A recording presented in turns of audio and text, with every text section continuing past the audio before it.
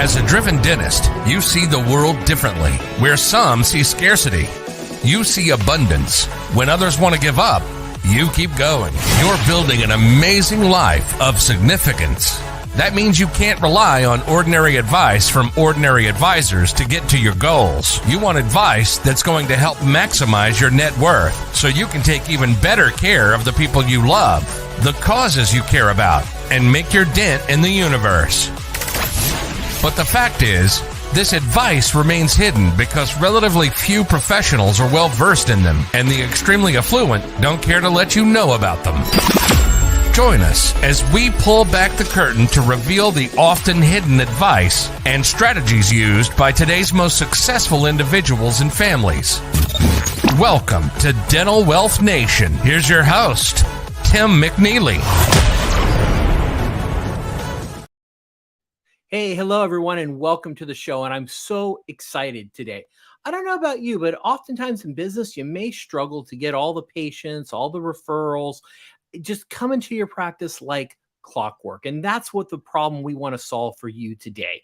And by the time you finish today, you're going to know how to build a strong LinkedIn profile so you can start attracting the right referral partner. That's right. You can use LinkedIn to attract additional patients. You're going to have an understanding of why this actually matters for your dental practice, because you may not be thinking of LinkedIn as a viable way to actually grow your dental practice. But most importantly, you're going to walk away feeling really confident to optimize your LinkedIn profile so you can get those maximum results. And when it comes to helping people get maximum results from their LinkedIn profiles, Tracy Enos is one of the best. In fact, using LinkedIn was a tool that helped her provide for her family, and she loves helping others do the same thing. Tracy, welcome to the show. Hey, Tim, thanks for having me. Excited. Oh my gosh. Yo, me too. This is such an interesting topic. And I know certainly within the realm of marketing and practice growth, and this is just a little bit different today, what we're talking about, because we're not necessarily talking about, running marketing campaigns or outsourcing this to your marketing company. In fact, maybe dentists listening right now are thinking, well, isn't this something my marketing company should be doing for me? So why should a doctor even consider being on LinkedIn? Oh, you're asking me a question. Oh, please. This is not a platform that you should outsource to a marketing company. It is a very personal platform. As a matter of fact, your personal profile, 99% of your activities on LinkedIn are tied to the personal profile. You might think the company page might have a lot of functionality and features. It does have a lot more than I've seen in the last, 13 years that I've been on the platform, but your personal profile still trumps. And that's, and that's where you're going to be seen. And that's your first impression to everybody. Okay. And so what goes into making a good LinkedIn profile? Why does this even matter, right? People are on it, but how can doctors really use this platform to help grow their dental practice? While B2C or business to customer is growing on LinkedIn, it's still not the preferred platform for that. Yes, it can work, but it might take a lot longer. So for dental practices and specialists, I would recommend going the business to business route, B2B route, and start looking for referral partners that are in this space.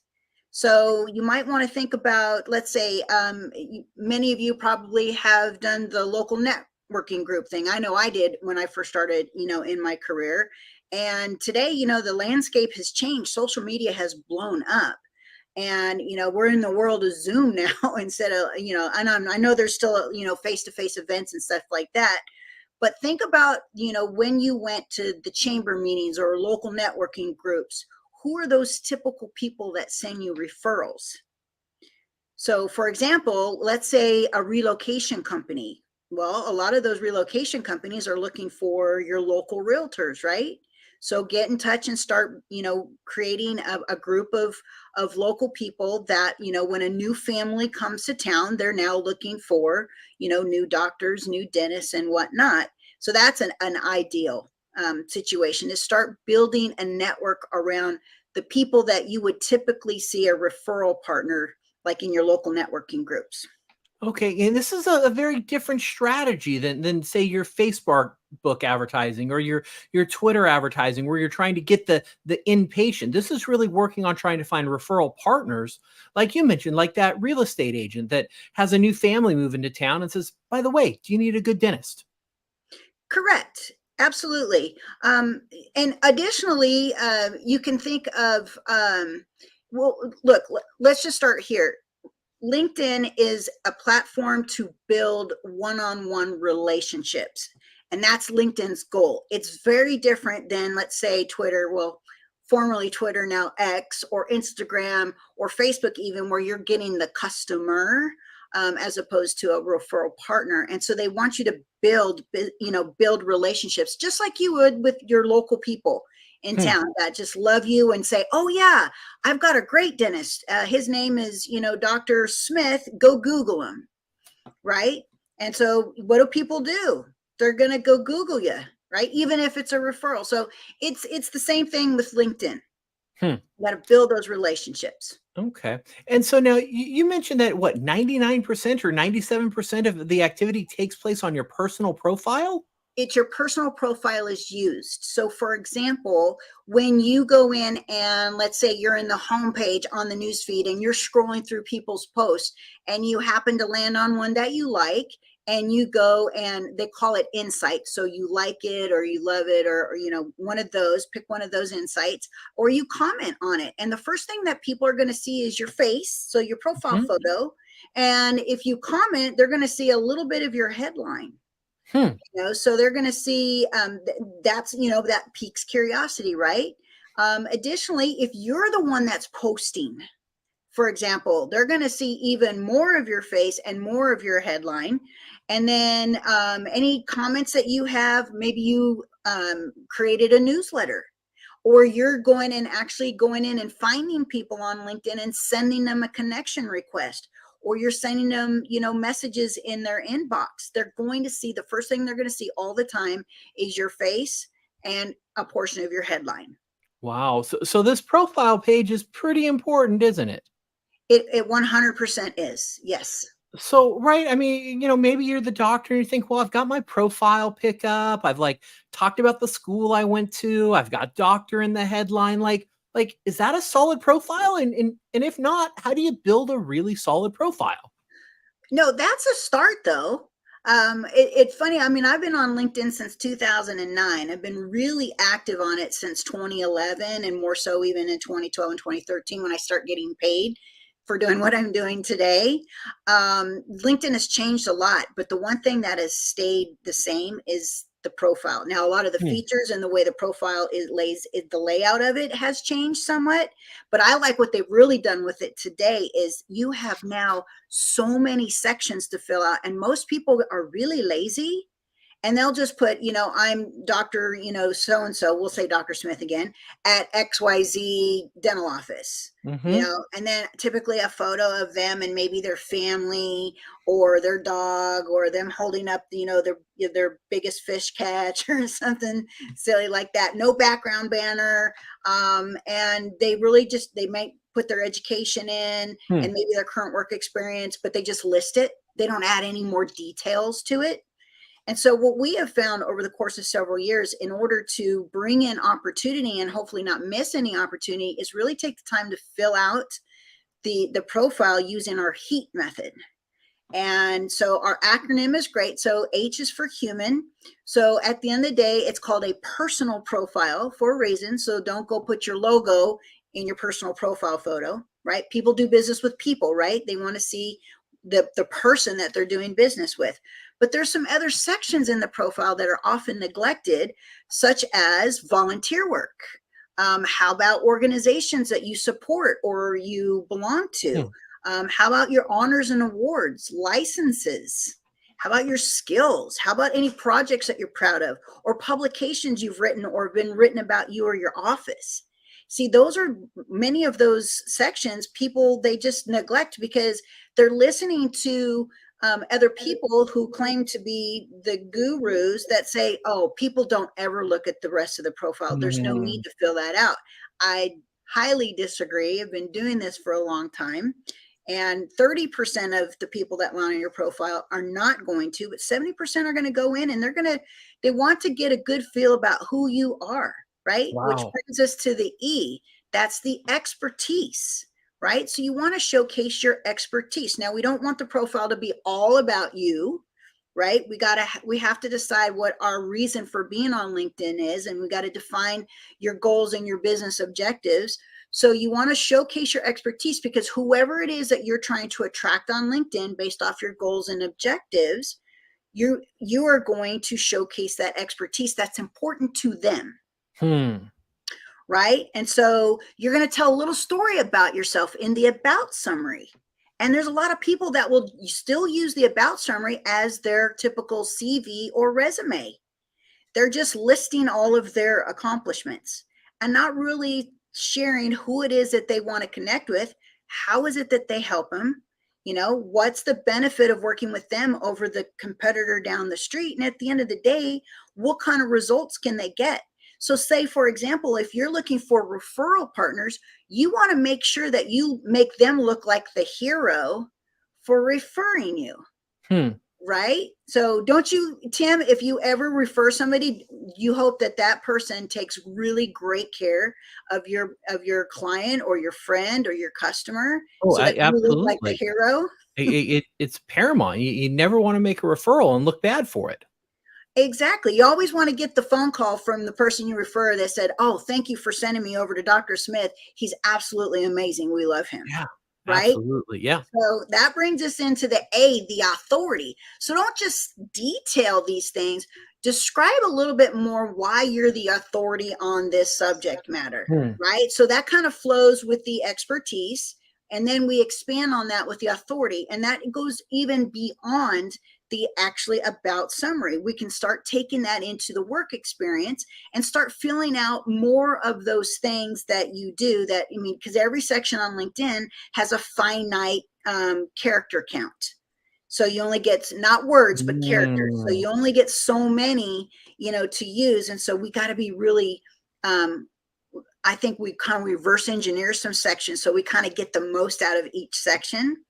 And then the T is the trust. So when you really build out a wonderful and great profile that aligns with your objectives and your goals, you're therefore going to increase, you know, your acceptance rates of your connection invitations, or people responding to your messages in your inbox, or when you go and get active in the news feed, whether you're the one posting the content, your employees are sharing your content, or you are going and engaging with others' content. People are going to get curious and they're going to go to view your profile and check it out, and you might have big opportunity in there. Trust me. I mean, LinkedIn, as long as you have a premium membership, LinkedIn tells you in the last 365 days who has viewed your profile.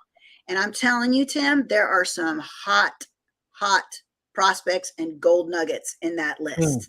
Wow.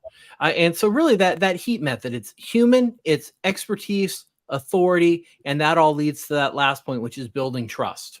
Is building trust. So let me give you an example. So when LinkedIn had this section called the interest section, we kind of capitalized on it because we got a little tip from a LinkedIn executive that the section was there meant for keywords, because LinkedIn is a search engine after all, right? It's one big search engine.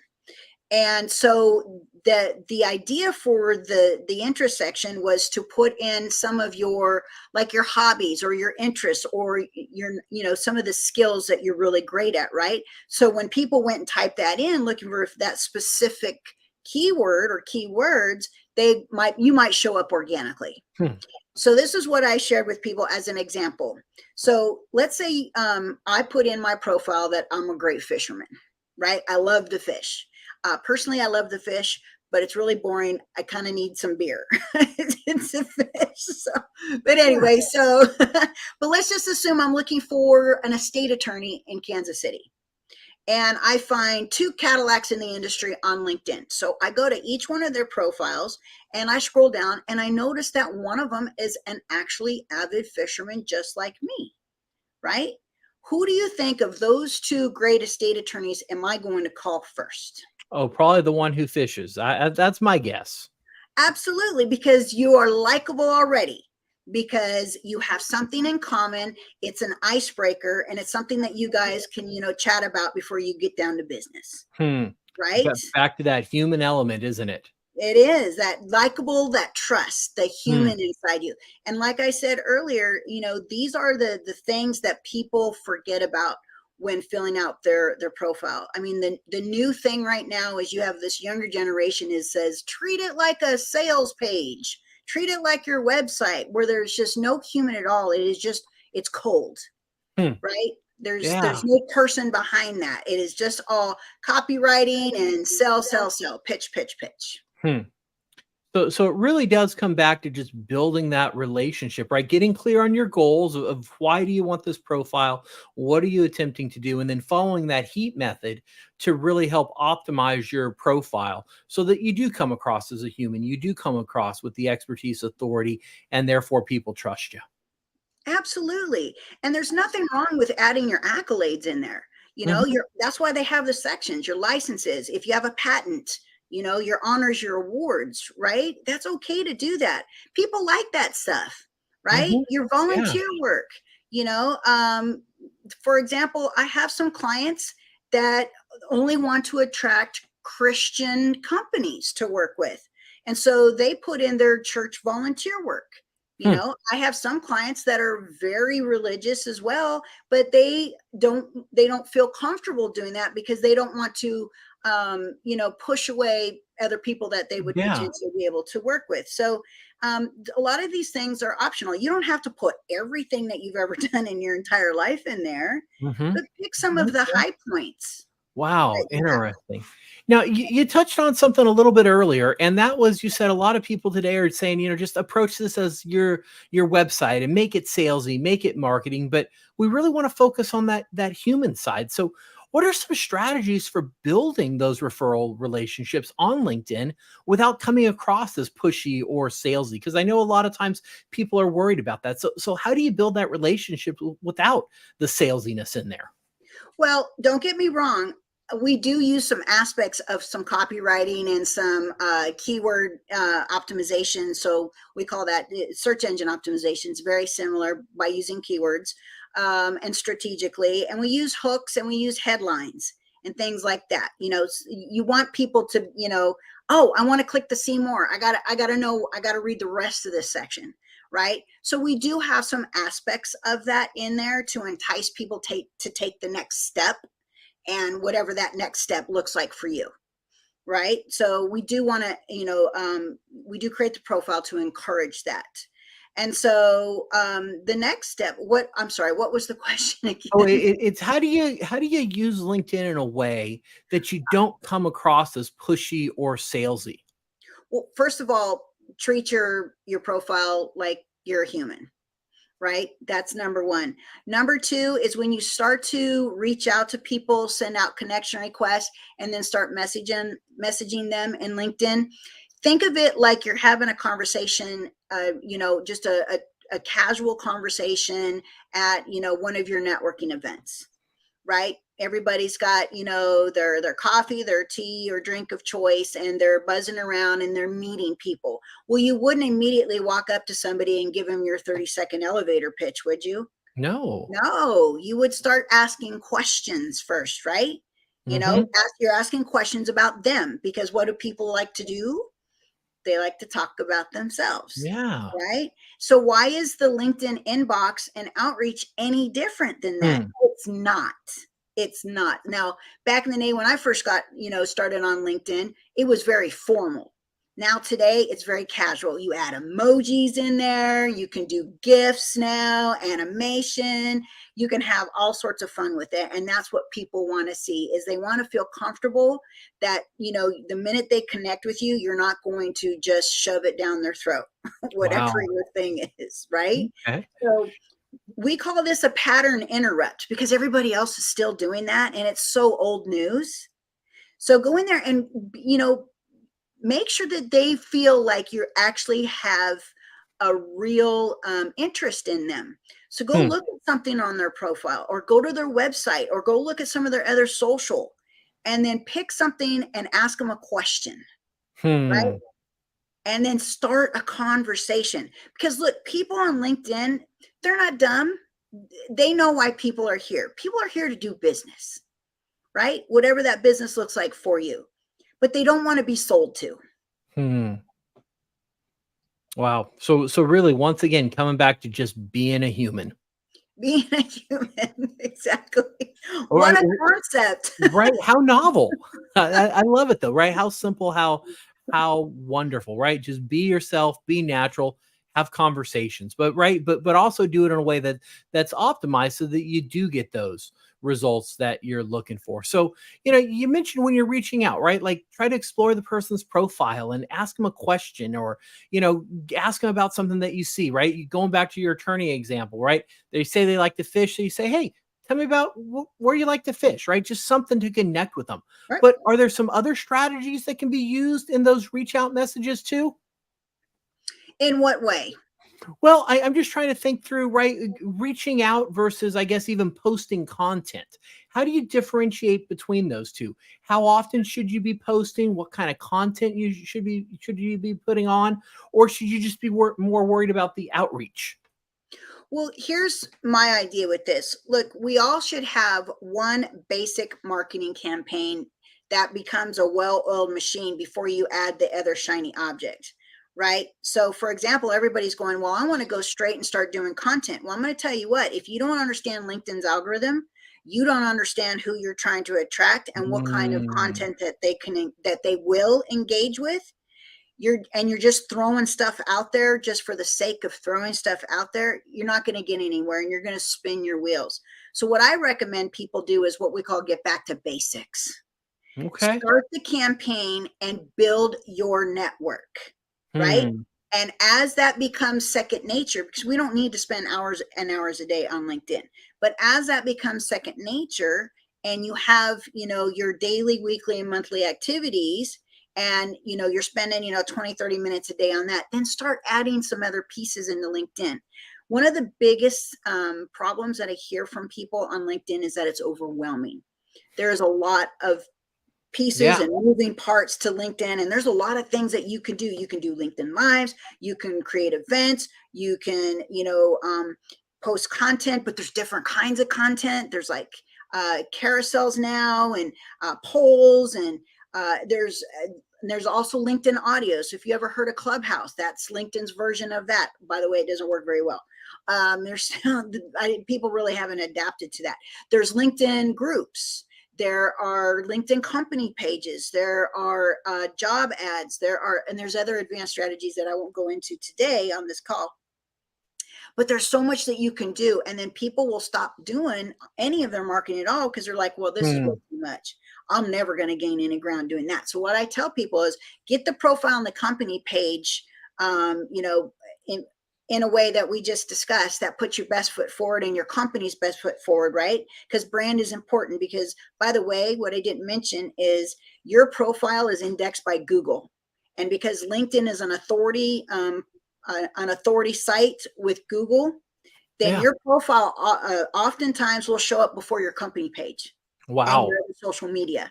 So you want to make sure that it counts, right? So, so going from there was create that well-oiled machine system. Have it going that like clockwork that you're doing 5 days a week, right? And then start adding in some of the other portions Hmm. and the pieces, like get your office involved with the company page and doing some employee advocacy and sharing some of your content from your company page. Start a newsletter on LinkedIn, whether it's on your personal profile or your company page. Then start doing content, right? People don't always want to see stuff around business. People want to see your company culture. They want to see that you're having fun. They want to see what your employees are doing. They want to see, you highlight your customers, right? They want to see this stuff. They want to see the fun stuff. They don't want to see what you had for lunch with your Yeah. team. Okay. Maybe you Interesting. went to lunch with your team and there was a Yeah. specific reason you went to lunch because you were highlighting a big success that your office had or Love something it. like that, right? And Love then it. Love it. highlight the team and stuff. So people want to see that stuff. And that's what's going to eventually over time, because there's some people who all they do is post on LinkedIn, post, post, post, but it still takes them 18 to 24 months to start seeing some virality.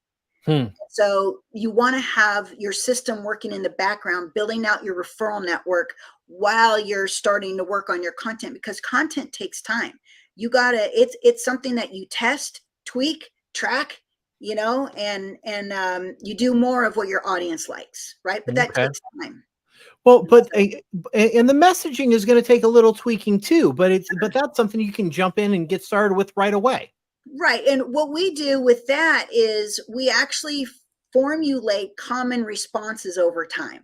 Hmm. So we will templatize things, but we won't just copy and paste a template, and oftentimes it depends on what the person says, what the reply Yeah. was. That's what I say. What are some of the common replies? And then we'll templatize things. And we have some little, softwares that help us, keep track of that stuff.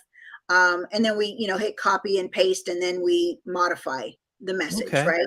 Yeah. So, but you did ask a question about, content, how many days a week, what times a day.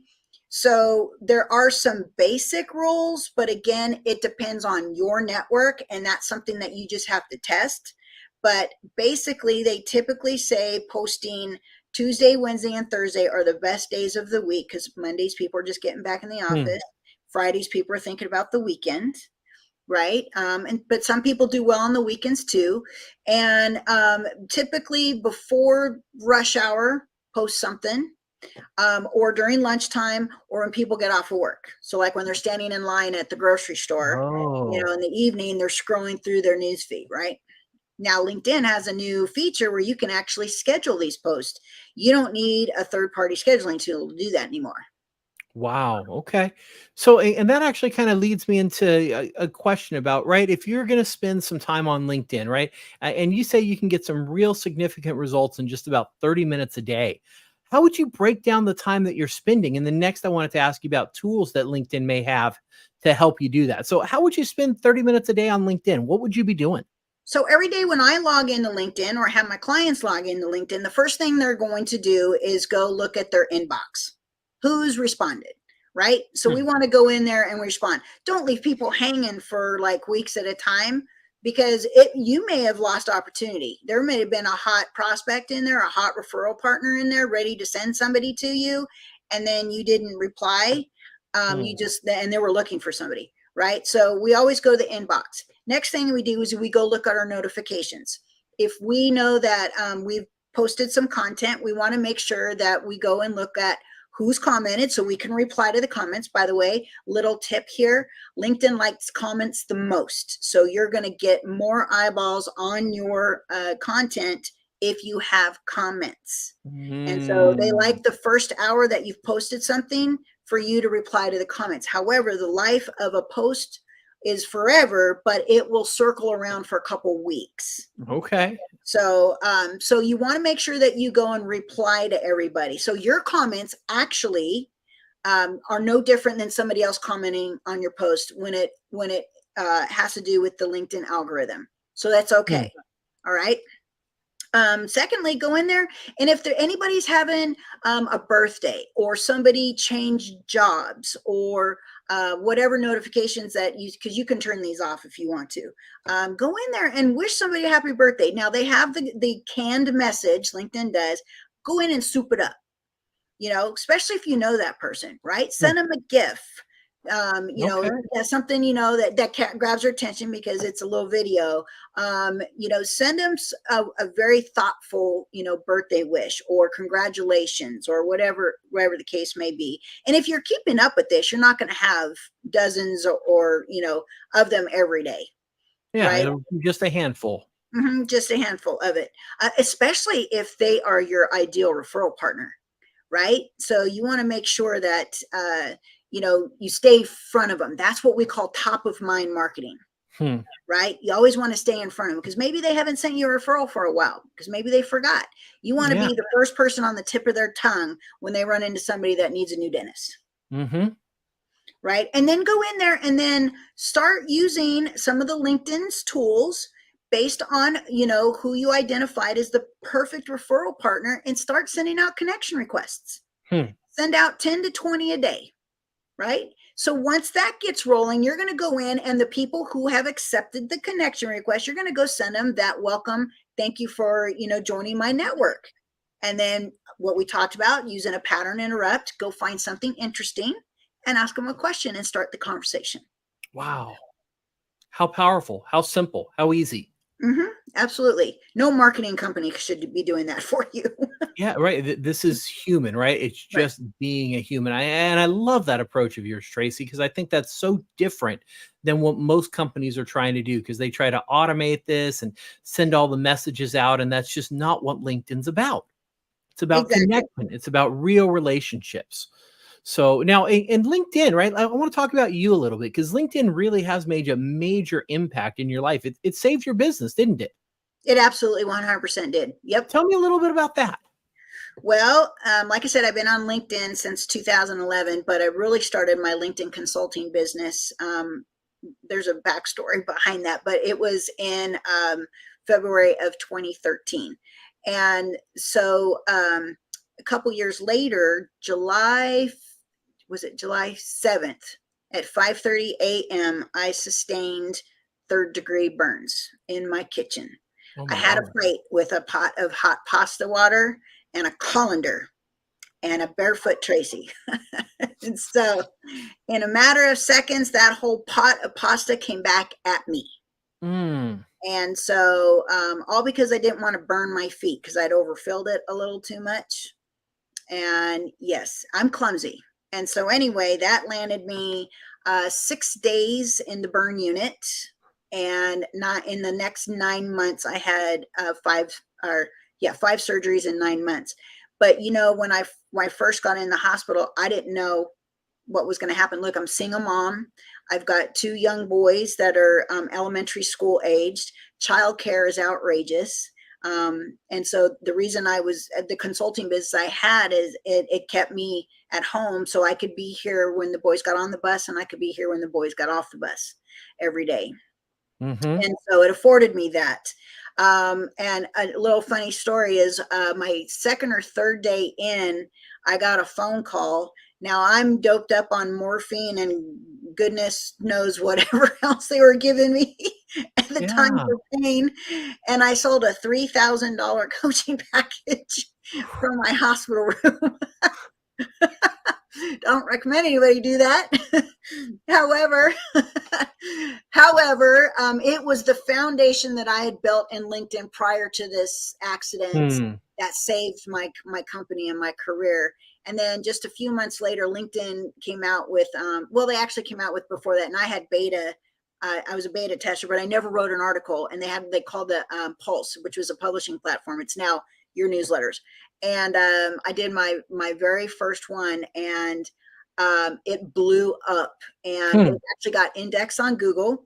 My article was indexed above Richard Branson's article for productivity and in Google. I was so That's happy about amazing. that. You bet I took a screenshot of it.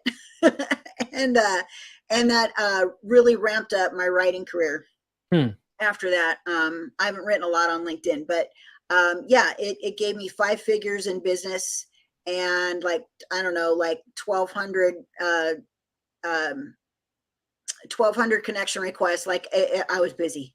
I was Wow, very, Tracy. very busy. So That's absolutely amazing. What a story. And it's really given you some freedom as a mom too, hasn't it? oh, 100%. Look, I don't think I could have been involved in all my kids' activities as much had I not been able to work, from my house. Wow. Absolutely. And so this, once again, is something that the dentist can really use to help improve their quality of life, grow their and grow their practice with just a little bit of effort, and be more community minded and actually make friends in their local community, because they're not trying to get patients, from the state next door. They're trying to work in their local community. And so Correct. they can really raise up their profile just by using LinkedIn. Right. Absolutely. Just think, you probably have the ads on the radio, or you've got, direct mail circulars or whatever you're doing for your marketing. But even if people see that or they hear that, they're still going to Google you. I promise. Oh yeah. And they're not going to just look at your Google reviews, but they're going to go check out your LinkedIn. They're going to go check out your website, because like I said, your LinkedIn is going to show up before your website. Yeah. Right? Even if you're throwing thousands of dollars every month on SEO, your LinkedIn's still showing up above that, Yeah. And so people are going to they're going to do their due diligence, and they're going to go check you out. Now, you've also created some resources to help people optimize their profile, haven't you? I have, yes. Tell us about those. And I just put them in the chat for everyone too. So if you click below, you can get a copy of Tracy's resource here. But tell us a little bit about what is in the ultimate profile checklist. So it sounds daunting. It's 31 point profile checklist. I actually only give this to my paying clients so that they can keep track of, every section. So you're going to get hints, you're going to get tips, you're going to get ideas on how to every section in there. And in there, we don't cover creator mode in depth because I have a different checklist for that, because LinkedIn has added that since, but I did put a couple hints in there about being in creator mode. So Okay. you're going to get some great tips. And we cover everything like I just talked about. The heat method, we talk about, some copywriting strategies and some keyword strategies. It's all in that checklist. Oh, Wow. and by the way, they're going to get a copy also of my best-selling book, LinkedIn Publishing to Profits. That was a bestseller in 2018. Guys, it's kind of out of date, but there is some, stuff that's still relevant, especially the first chapter that talks about your profile. Okay, excellent. Well, thank you for sharing those. Those are going to be such a valuable resource. And, we've really been talking about how you can maximize your LinkedIn profile and build that strong profile so that you can attract the right referral partners. And I know you've certainly really been laying a foundation and an understanding of why this matters. And you've been really helping us think through how to optimize the profile using the heat method and being human, talking about your expertise, your authority and trust. And so we've been covering a lot of stuff, but if there's one thing that you could really drive home for the driven dental entrepreneurs who are listening right now, what do you wish dentists knew about LinkedIn? What's the one thing that you would just hound them with and say, just do this thing. You need to get this. Well, this is what I'm going to say. I think a lot of them feel like their people aren't on LinkedIn, that they're on Facebook or they're on Instagram or they're on TikTok, right? But their people are on LinkedIn. You just got to think outside the box a little bit. Who are the good referral partners for you, right? So let me give you a little statistic. Back in 2020, when we had the lockdown in March, so from March to May, the first 60 days of the lockdown, when nobody was at the office, right? And everybody now is working from home, right? That LinkedIn came out with a statistic. In the first 60 days of the pandemic, they did 55% more in activity and engagement on LinkedIn than they did in all of 2019. Oh my gosh. What does that tell you? Right? Wow. So people who were using LinkedIn or were on LinkedIn that weren't using LinkedIn very well were now scrambling to go, why was I ignoring this platform? And then people who were never on LinkedIn because they're like, well, it won't work for my business, now decided, you know what, it just might, and got on the platform. So now today, LinkedIn has almost 1 billion members worldwide. So you don't think you can find your referral partners? Well, I think you may be able to find just a couple. Even if it's local. Trust me, I worked with an oral surgeon in the Chicago area and helped him open up a second office. So tell me about the oral surgeon. What were they able to do and where were they before they started working with you, and what were the results you were able to get for them? Sure. So he was working with a marketing company, and the marketing company knew me, and they knew the power of LinkedIn, but they knew that I knew how to build out profiles. And so I built him out a great profile. Now it's a little out of date. But he used it more for branding than anything else. But what he was finding was that, he was getting referrals from people that weren't close enough to his current office. And so he got the idea, and with the help of the marketing company and LinkedIn, to open up another office where he was getting a lot of these referrals. So it actually grew his business. But he had a very specific kind of practice. He does, wisdom teeth extractions and other oral extractions and surgery without the use of opioids. And so he started making a name for himself in the Chicago area because of the opioid pandemic. And so he brought attention to himself and his practice because of that. Wow, that's amazing. And he was able to open up a second location just by using LinkedIn. Yes. And as a matter of fact, he threw me under the bus at LinkedIn headquarters in Chicago. This is in 2019. So apparently they had, people from the city to come in, and LinkedIn was going to talk to them about building out their profiles and giving them tips on how to, create great profiles. Well, they asked people to, be, one of the ones that they would go and critique. And mine was one of the ones that they went and critiqued, and they stopped the meeting, he said, and they said, got the other employees that weren't really paying attention and says, you got to look at this profile. And then they put it up on the screen. They're like, this is how you do a profile. And it was the one that we did. So I got endorsed by LinkedIn unofficially. That is amazing. Wow. Well, congratulations on that. How exciting, Tracy. So, hey, you and I have just been having this amazing conversation on how to really maximize LinkedIn to get those referral partners. You've certainly changed my way of thinking about it and understanding of it. And I know our listeners, their views have changed too. And so any closing thoughts before we sign off here? Don't, oh gosh, what's the word I was going to say? Get on LinkedIn. Don't do it tomorrow or next month. I mean, don't do it. Tomorrow's fine, but don't do it next month, next week, next year. LinkedIn is a powerhouse. They've been around for 20 years.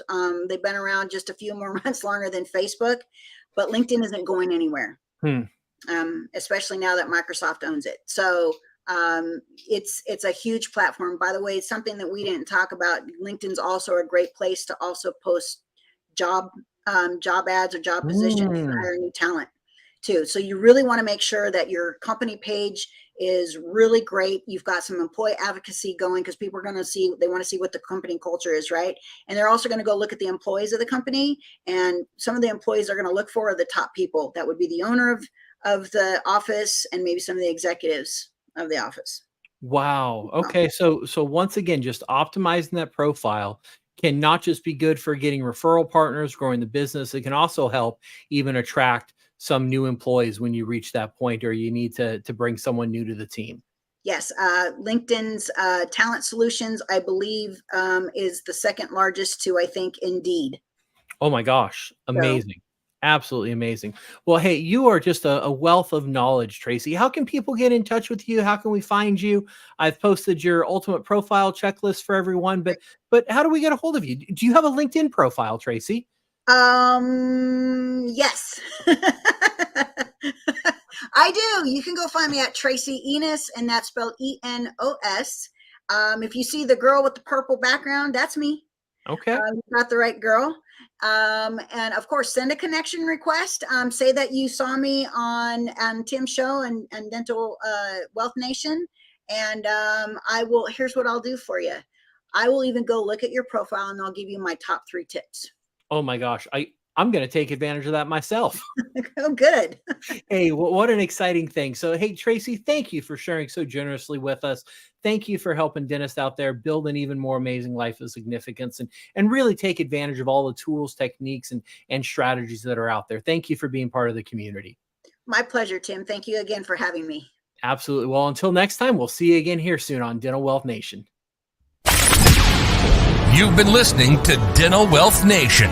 We hope you've gotten some useful and practical information from the show. Join us next time as we pull back the curtain to reveal the often hidden advice and strategies used by today's most successful individuals and families, and help maximize your net worth so you can take even better care of the people you love. Till next time, make sure to hit the website at dentalwealthnation.com.